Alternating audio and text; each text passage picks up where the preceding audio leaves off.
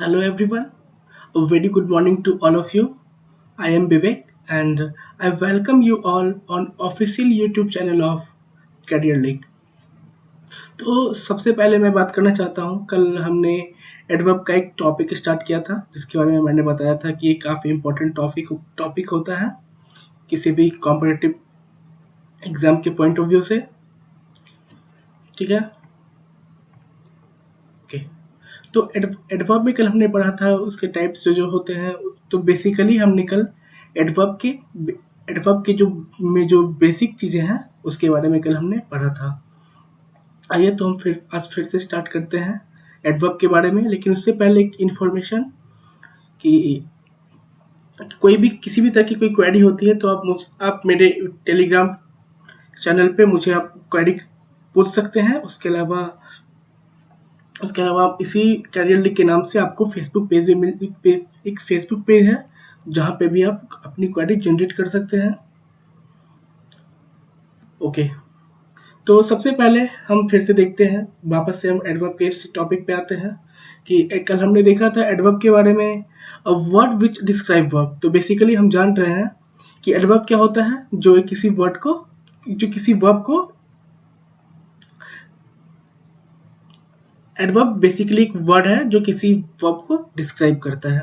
ठीक है, तो इसमें हम जानते हैं, इसमें फर्दर कुछ रूल्स हम जानेंगे। ओके, तो देन देखते हैं हम इस स्लाइड में कि इसमें है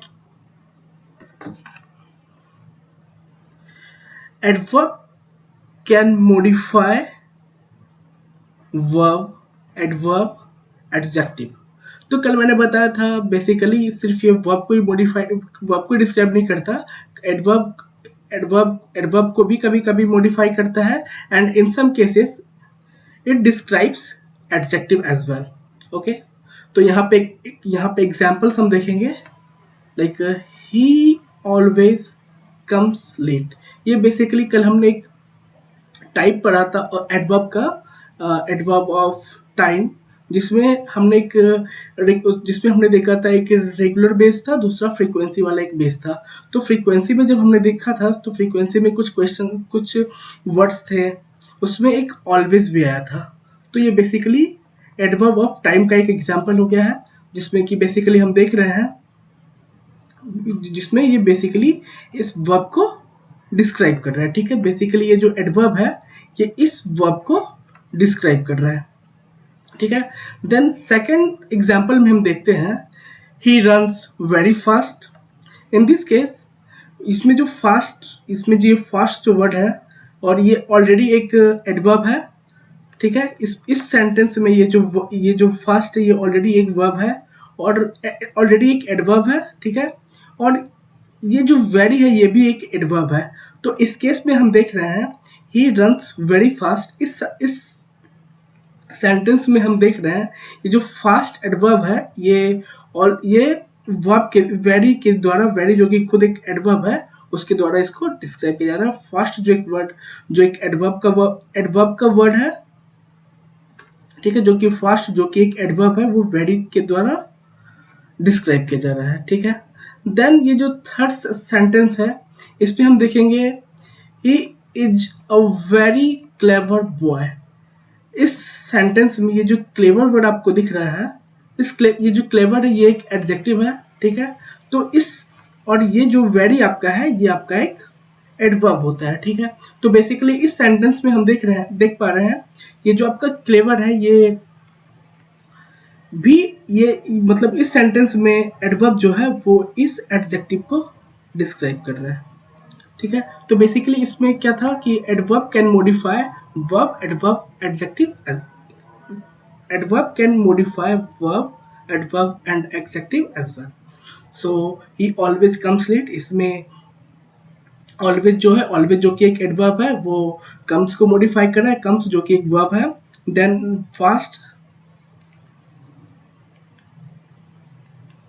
देन फास्ट जो कि एक एडवर्ब है। इस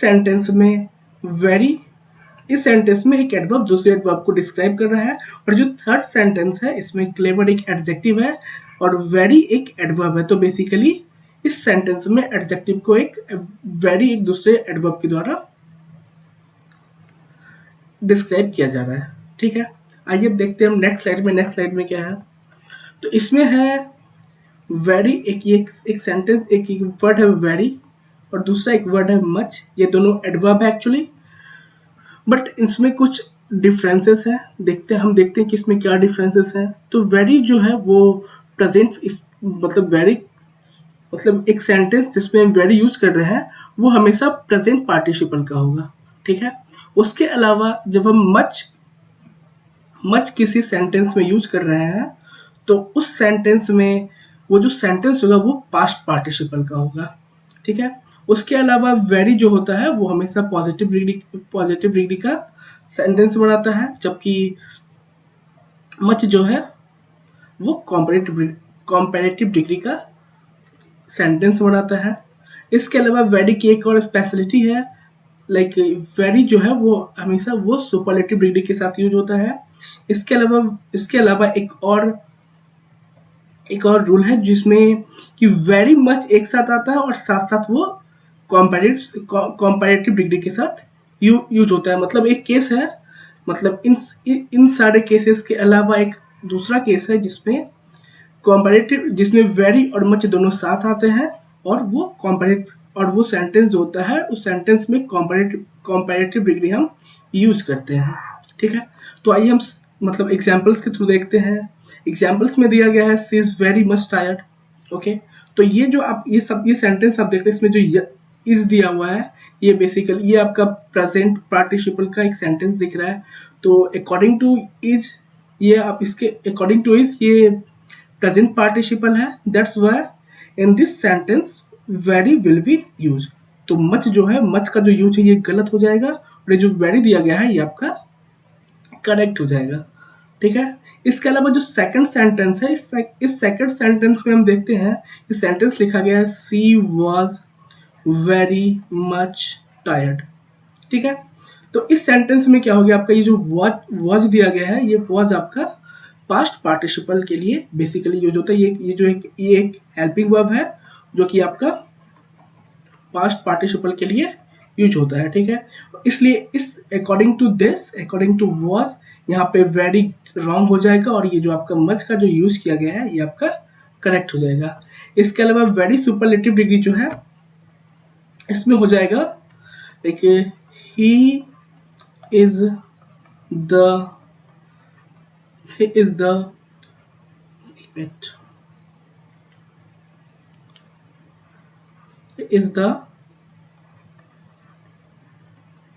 very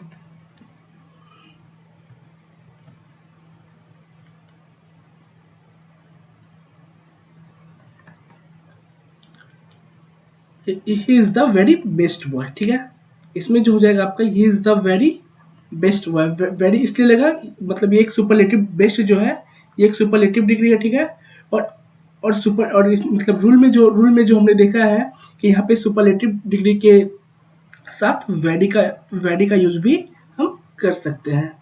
इसके अलावा एक और जो रूल है, वेरी मच एक साथ आ सकता है और जब वो दोनों एक साथ होंगे तो वो जो सेंटेंस होगा वो कंपैरेटिव डिग्री का सेंटेंस होगा।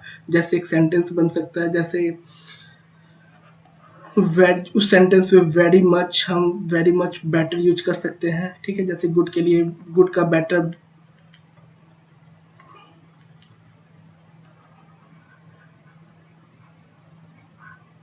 ठीक है।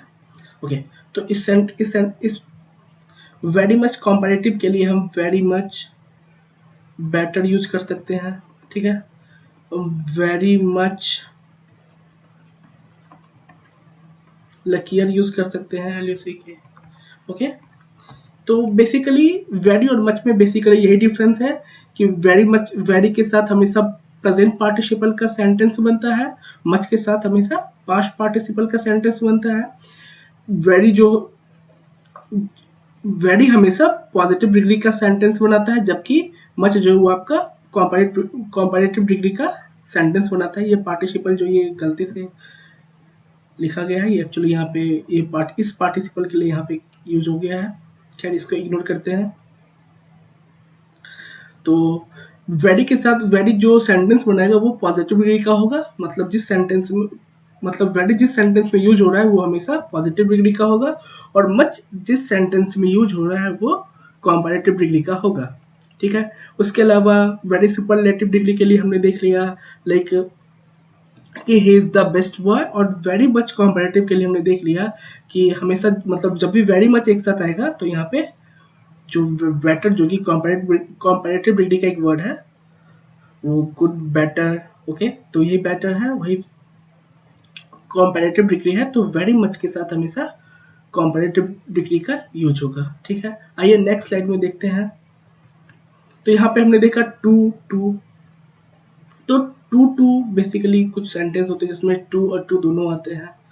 तो इसके लिए एक रूल है कि too should not be used without to. Okay, एक रूल जो है वो बेसिकली हम सभी जानते हैं कि टू जब भी है, टू जो होता है वो कभी भी इस वाले टू के साथ यूज नहीं होता है। इस टू का मतलब बहुत होता है, ठीक है, लाइक वेरी का सेंस होता है ये, ठीक है। तो इस ये टू कभी भी मतलब सेंटेंस जो होता है उस बिना टू के यूज नहीं होता। ये टू कभी भी अकेले नहीं आता, जब भी आएगा तो ये इस टू के साथ आएगा। ठीक है, जैसे यहाँ पे एक एग्जाम्पल लिखा हुआ है, इस एग्जाम्पल में लिखा हुआ है सी इज टू लेजी। ठीक है, इस लेजी में हो जाएगा यहाँ पे जो टू है ये टू का यूज गलत हो जाएगा। यहाँ पे अगर यूज होगा तो यहाँ पे हम वेरी यूज कर सकते हैं, क्योंकि ये टू इसलिए गलत हो जाएगा क्योंकि इसके बाद फिर एक टू का होना जरूरी था। ठीक है, देन सेकंड एग्जांपल में भी फिर से वही चीज है कि he is too clever, then यहाँ पे भी टू रॉन्ग होगा, यहाँ पे क्या हो जाएगा, यहाँ पे भी वेरी का यूज होगा। इसके अलावा they are too late to adjust, यहाँ पे ये जो टू है ये बिल्कुल ही करेक्ट है, बिकॉज यहाँ पे ये टू भी यूज किया गया है। दैट्स वाई ये जो आपका थर्ड एग्जांपल है they are too late to adjust, ये आपका बिल्कुल करेक्ट है, बिकॉज यहाँ पे ये टू भी यूज हुआ है और ये टू भी यूज हुआ है। ठीक है, इसके अलावा अब नेक्स्ट स्लाइड में हम चलते हैं। तो नेक्स्ट स्लाइड में हम देखते हैं, यहाँ पे भी फिर से एक और टू से रिलेटेड एक सेंटेंस है, एक रूल है। बेसिकली इस टू टू का क्या मतलब है, तो इस टू और टू में ये ऑलवेज ये कन्वेज द नेगेटिव मैसेज, ये हमेशा नेगेटिव मैसेज कन्वे करता है। ठीक है, जैसे सपोज आई एम, जैसे यहाँ पे यहाँ पे दिया, इस फर्स्ट एग्जांपल में लिखा हुआ था I am too slash very pleased to see you. Okay, तो यहाँ पे बेसिकली था कि यहाँ पे टू का यूज गलत कर दिया गया है, बिकॉज यहाँ पे ये नेगेटिव मैसेज जब कन्वे करेगा तभी इस वाले टू का यूज होगा और इस वाले टू का यूज एक साथ होगा। अगर ये बट इस सेंटेंस ये पता चल रहा है ये कोई नेगेटिव मैसेज नहीं, ये एक पॉजिटिव मैसेज कन्वे कर रहा है, दैट्स वाई यहाँ पे टू यूज ना होकर यहाँ पे वेरी का यूज करेक्ट होगा। इसके अलावा सेकंड सेंटेंस में हम देख रहे हैं ही वाज टू, और यहाँ पे वेरी भी दिया गया, then happy to see you prosper, ये भी एक पॉजिटिव मैसेज कन्वे कर रहा है, दैट्स वाई यहाँ पे टू का यूज जो है वो गलत हो गया है और वेरी का यूज जो है वो बिल्कुल ही सही है। ठीक है, दैट्स और यहाँ पे प्रॉस्पर का मतलब होता है to be successful specially with money. Okay, तो बेसिकली यहाँ पे जो फर्स्ट सेंटेंस सेकंड सेंटेंस में जो दिखाया गया है वो बताया गया है कि टू और टू जो है वो तब यूज होता है जब यहाँ पे जब सेंटेंस क्या हो, जब सेंटेंस नेगेटिव मैसेज कन्वे करे, अदरवाइज वहां पे टू का यूज ना होके वेरी का यूज हो सकता है। ठीक है, इसके अलावा अब चलते हैं हम नेक्स्ट स्लाइड पे।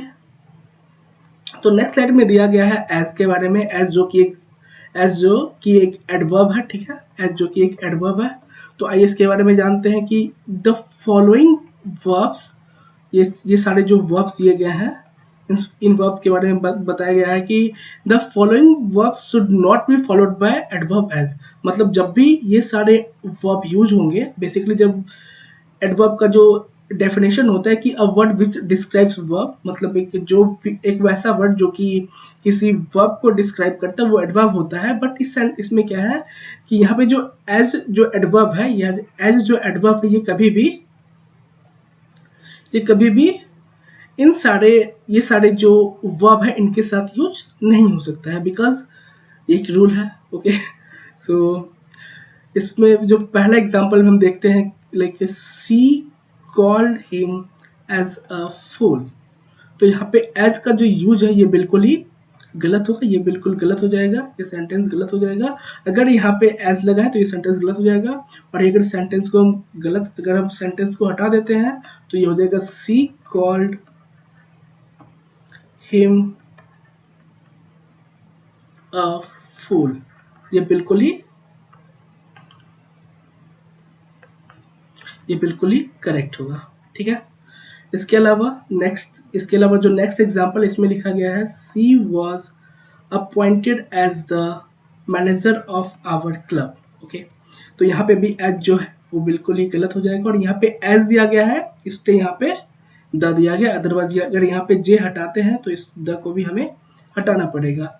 और यहाँ पे एक्चुअली अपॉइंटेड कभी भी एज अपने साथ यूज, मतलब अपॉइंटेड के साथ कभी भी एज का यूज नहीं होता है, दैट्स वाई ये सेंटेंस भी गलत है। इसका जो इस सेंटेंस का जो करेक्ट फॉर्म होगा वो होगा he was appointed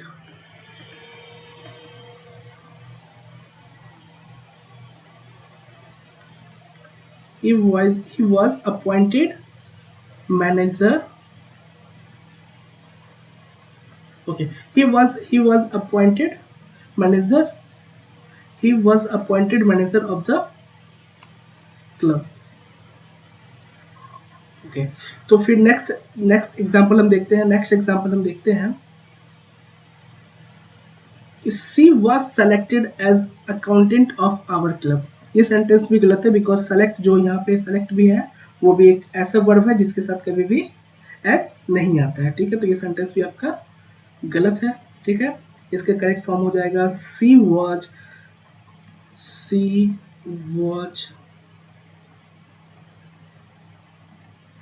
selected accountant of our club। ठीक है, ये सेंटेंस आपका सही हो जाएगा, बिकॉज यहाँ पे एज है इसलिए सेंटेंस गलत हुआ है। और ठीक कुछ यही आपका मतलब नेक्स्ट जो एग्जांपल है उसके साथ भी सेम यही चीज लागू होता है। ठीक है, लाइक यहाँ पे दिया गया है we elected him as president of our club. तो यहाँ पे भी एज जो है वो इसका यूज गलत है, अगर इसको हम हटाते तभी ये सेंटेंस सही हो पाएगा। ठीक है, आइए फिर इसके अलावा चलते हैं हम नेक्स्ट स्लाइड पे। इसमें इनफ के बारे में दिया गया है, like the only adverb enough जो है, इनफ एक ऐसा एडवर्ब है जो कि जिसका यूज हमेशा, जैसे एक सबसे पहले वाले स्लाइड में हमने देखा था, एक एग्जांपल जो हमने देखा था कि ही इज ये जो हमने देखा, ये जो थर्ड एग्जांपल है आपका। ठीक है, he is a very clever boy. Clever जो है ये एक एडजेक्टिव है, और जो एडवर्ब जो यूज हो रहा है ये इसके ठीक पहले हो रहा है। बट इस स्लाइड में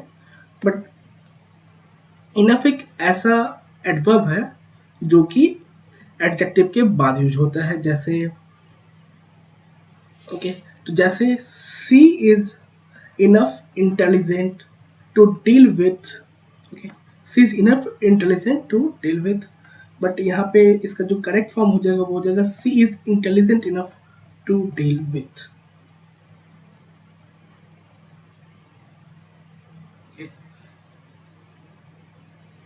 Okay, so the only adverb that is used after the adjective it and it qualifies। okay, तो बेसिकली इनफ का यूज जो होगा वो हमेशा एडजेक्टिव के ठीक बाद होगा। इनफ एक लौता एडवर्ब है जो कि किसी भी एडजेक्टिव के बाद यूज होता है। ठीक है, आइए चलते इसके बाद फिर हम नेक्स्ट स्लाइड में है ओनली। ओनली क्या है, it should not be used before a verb. Only क्या होता है, ये कभी भी किसी भी वर्ब के पहले यूज नहीं कर, मतलब ओनली का यूज कभी भी हम किसी भी वर्ब के पहले नहीं कर सकते हैं, बिकॉज ये उस सेंटेंस को गलत कर देगा। अगर किसी भी वर्ब के पहले ओनली का यूज किया गया तो उस सेंटेंस को गलत कर देगा। जैसे इस फर्स्ट एग्जांपल में हम देखते हैं, इसमें लिखा गया है ही ओनली इज, और इज जो है आपका, ये आपका हेल्पिंग वर्ब होता है। ठीक है, मैं वर्ब की भी एक वीडियो अपलोड कर दूंगा, वर्ब का भी एक लेक्चर मैं लेके आऊँगा, ठीक है। उसमें फिर आपको पता चल जाएगा कि हेल्पिंग वर्ब और मेन वर्ब क्या होता है, ठीक है। हालांकि हमने पहले भी पढ़ा हुआ है, बट फिर भी मैं एक बार इसकी एक वीडियो लेके आऊँगा जिसमें आपको हेल्पिंग वर्ब और मेन वर्ब के बारे में पता चल जाएगा, ठीक है। बट यहाँ पे हम देखते हैं लाइक कि he only is responsible for everything, और ये सेंटेंस आपका बिल्कुल गलत है। क्यों गलत है? क्योंकि यहाँ पे कभी भी ओनली जो है उसका यूज कभी भी वर्ब के पहले नहीं होता है, ठीक है। उसका यूज हमने, तो इसका करेक्ट फॉर्म जो होगा वो हो जाएगा आपका only he is responsible for everything, because only कभी भी वर्ब के पहले यूज नहीं होता है। और हमने ओनली का यूज यहाँ पे इसलिए किया है क्योंकि ये इस सेंटेंस को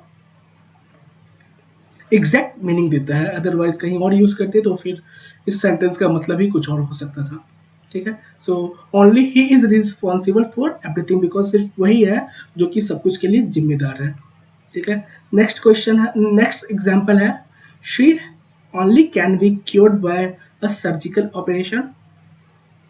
ये भी आपका गलत सेंटेंस है, बिकॉज ओनली जो है, ओनली का जो यूज किया है वो बिल्कुल ही, ये जो कैन है, इसकी कैन जो कि एक मोडल होता है, जो कि वर्ब का ही एक पार्ट होता है, ठीक है। तो कैन के ठीक पहले ओनली का यूज किया गया, जो कि बिल्कुल गलत है। तो यहाँ पे भी हमने, यहाँ पे जो इसका करेक्ट फॉर्म होगा वो हो जाएगा she can be cured only by a surgical operation, ठीक है।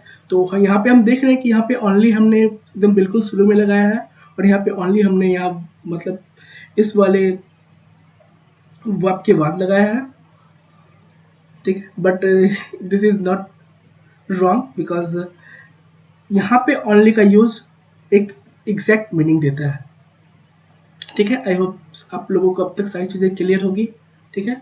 अब हम चलते हैं नेक्स्ट स्लाइड में। नेक्स्ट स्लाइड में क्या है, इसमें ऑलमोस्ट, इवन, नियरली, इसके बारे में दिया गया है। तो इसके बारे में बताया गया है कि it should not be used before a verb, ठीक है। इसका जो यूज होता है ये भी कभी किसी वर्ब के पहले यूज नहीं होता है। It should be used before an adjective, okay okay. It should not be used before a verb, बल्कि ये सारे जो सेंटेंस है, ये सारे जो वर्ड्स है, ये सारे जो एडवर्ब्स हैं, इनका जो यूज होता है ये कभी भी वर्ब के पहले नहीं होता है, बल्कि इनका यूज जो होता है वो एडजेक्टिव के पहले होता है, ठीक है। तो सी हैज, ये एग्जाम्पल के थ्रू हम समझेंगे कैसे। तो she has almost completed her work, and ये रॉन्ग सेंटेंस है, बिकॉज कंप्लीटेड जो कि आपका एक एडवर्ब हो गया है, और ऑलमोस्ट जो कि आपका वर्ब हो गया है, ओके।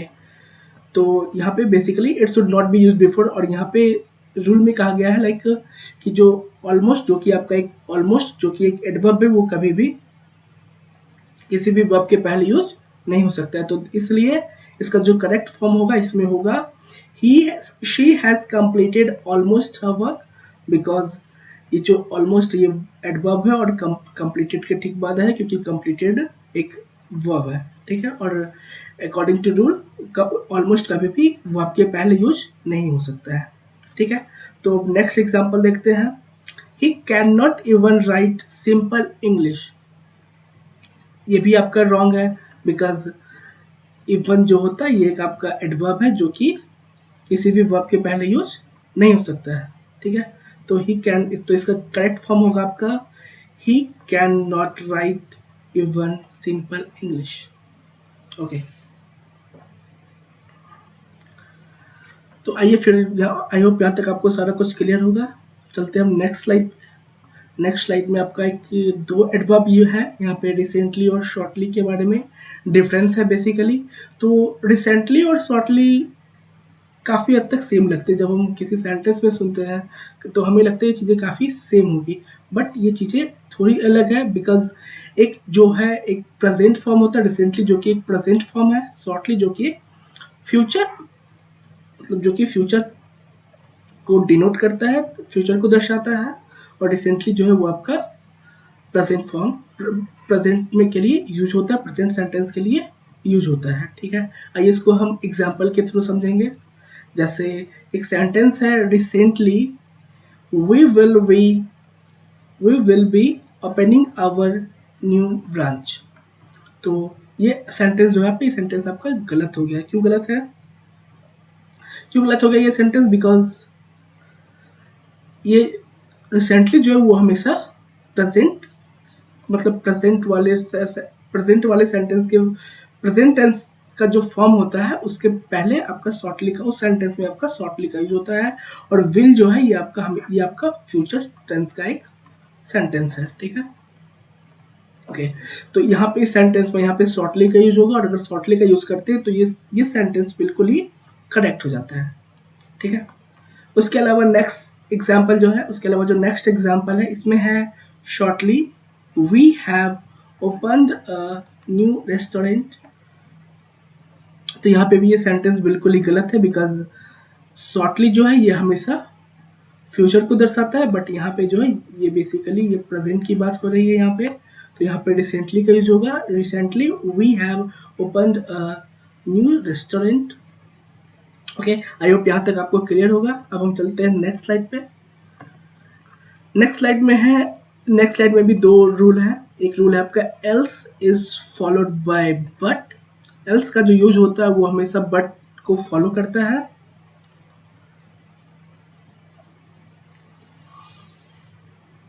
सॉरी, एल्स जो है वो हमेशा बट के द्वारा फॉलो किया जाता है। और दूसरा दूसरा जो रूल है वो than follows rather, other and otherwise. Than जो है वो रैदर को फॉलो करता है, अदर को फॉलो करता है, एंड अदरवाइज को फॉलो करता है। जैसे I will speak rather than silence, ठीक है। तो यहाँ जो रैदर है ये हमेशा ये जो है वो देन के ठीक पहले यूज हो रहा है। देन जो है वो आपका इस रैदर का ये जो वर्ड है रैदर, जो कि एक एडवर्ब है, ठीक है, उसको ये फॉलो कर रहा है। देन ओके, देन जो ओके देन रैदर के ठीक बाद यूज हो रहा है, ठीक है। उसी तरीके से आपका नेक्स्ट एग्जांपल है, it is nothing else than sheer foolishness. तो ये सेंटेंस आपका गलत है, बिकॉज ये सेंटेंस आपका ये फर्स्ट एग्जांपल जो था ये आपका सही था, बिकॉज ये बिल्कुल ही रूल के अकॉर्डिंग है। ये बिल्कुल सेकंड इस वाले रूल के अकॉर्डिंग है। ये फर्स्ट एग्जांपल जो है ये इस वाले रूल के अकॉर्डिंग दिया गया है, और ये जो आपका सेकंड एग्जांपल है वो आपका इस वाले रूल के अकॉर्डिंग है, बिकॉज तो इसीलिए ये सेंटेंस आपका गलत हो जाएगा। इस सेंटेंस का करेक्ट फॉर्म जो होगा वो होगा it is nothing else but share foolishness, ठीक है। इसके अलावा ये आपका करेक्ट फॉर्म है इस सेंटेंस का। और आपका जो थर्ड सेंटेंस है ये Raman has no one else to talk to except his friends. ये भी आपका करेक्ट फॉर्म है, इसका ये भी आपका इनकरेक्ट फॉर्म है, सॉरी, ये आपका इनकरेक्ट फॉर्म है, ठीक है। ये आपका इनकरेक्ट फॉर्म हो गया। ओके, ये आपका इनकरेक्ट फॉर्म हो गया। इसका करेक्ट फॉर्म क्या होगा? Raman has no one else to talk but. Okay, else जो है वो हमेशा बट को फॉलो करता है, ठीक है। सॉरी, बट जो है वो हमेशा एल्स को फॉलो करता है। ओके, तो Raman has no one else to talk to but his friends. तो यहाँ पे एल्स के साथ आपका बट आएगा, एल्स के साथ। और यहाँ पे जो ये सेंटेंस इसलिए गलत हो गया क्योंकि यहाँ पे एल्स के साथ आपका एक्सेप्ट एडवर्ब यूज कर दिया गया था, ठीक है। और ये आपका ये वाला इसलिए गलत है क्योंकि यहाँ पे एल्स के साथ देन यूज कर दिया गया था, देन ना होकर यहाँ पे बट का यूज होगा, ठीक है। ये आपका करेक्ट ओके, ये आपका करेक्ट फॉर्म है और ये भी आपका करेक्ट फॉर्म है, ठीक है। आई होप यहाँ तक आपको सब कुछ क्लियर होगा, ठीक है। उसके अलावा अब हम चलते हैं नेक्स्ट स्लाइड पे। नेक्स्ट स्लाइड में क्या है, कुछ वर्ड्स दिए गए हैं, कुछ एडवर्ब्स हैं। Seldom, never, nowhere, nothing, hardly, scarcely, neither, barely, rarely are negative in meaning। मतलब बेसिकली जब भी ये सारे वर्ड्स आते हैं, seldom, never, nowhere, nothing, hardly, scarcely, neither, rarely, rarely, ये जब भी किसी भी सेंटेंस में आते हैं तो उस सेंटेंस को एक नेगेटिव मीनिंग देते हैं, ठीक है। तो जैसे हम इसको एग्जाम्पल के थ्रू इसको भी समझेंगे। तो इसके तो इसमें दिया गया है, he rarely speaks to nobody। Basically rarely जो है ऑलरेडी एक नेगेटिव मीनिंग देता है, रेयरली जो है किसी भी सेंटेंस को एक नेगेटिव मीनिंग देता है, और यहाँ पे nobody जो है ये भी एक नेगेटिव मीनिंग दे रहा है। दैट्स वाई यहाँ पे दो नेगेटिव वर्ड्स एक साथ यूज, एक सेंटेंस में दो नेगेटिव वर्ड्स यूज नहीं हो सकते हैं। दैट्स वाई ये सेंटेंस गलत है। इसका करेक्ट फॉर्म क्या हो जाएगा? तो he rarely speaks to anybody. Okay, ये आपका करेक्ट फॉर्म हो गया। इसके अलावा आपका एक दूसरा एग्जांपल है, she hardly knows nothing about me. तो बेसिकली इस नथिंग में भी ये नथिंग आपका एक नेगेटिव सेंस दे रहा है, नेगेटिव मीनिंग है। नेगेटिव मीनिंग एक सेंटेंस को दे रहा है, और हार्डली भी जो है वो भी एक नेगेटिव, किसी भी सेंटेंस में वो एक नेगेटिव मीनिंग देता है। दैट्स वाई, और एक सेंटेंस में दो नेगेटिव मीनिंग वाले वर्ड्स यूज नहीं हो सकते हैं। किसी भी सेंटेंस में अगर दो नेगेटिव सेंस वाले वर्ड्स यूज हो रहे हैं, दैट्स मीन्स वो इनकरेक्ट हो जाएगा। इसका करेक्ट फॉर्म क्या हो जाएगा? तो she hardly knows anything about me. Okay, तो आई होप यहाँ तक आपको क्लियर होगा। अब चलते हैं हम नेक्स्ट स्लाइड की ओर। नेक्स्ट स्लाइड में है आपका वर्ब ऑफ सेंसेशन, ठीक है। तो taste, smell, feel, appear, seem, sound and look, this words they always, मतलब ये एक ऐसे वर्ड्स हैं जो कि दे टेक एडजेक्टिव, मतलब ये ऐसे वर्ब है, मतलब ये वैसे वर्ब है जो हमेशा एडजेक्टिव के साथ लेते हैं, ना कि एडवर्ब का साथ लेते हैं। जैसे पहले एग्जांपल में ही लुक्स ऑनेस्ट, लुक जो कि वर्ब ऑफ सेंसेशन है। नेक्स्ट, शी वर्क ऑनेस्टली, इस सेंटेंस करेक्ट है because work is not a sensational verb, ठीक है। थर्ड एग्जांपल जो ये भी बिल्कुल सही है, बिकॉज स्मेल ये एक सेंसेशनल वर्ड है।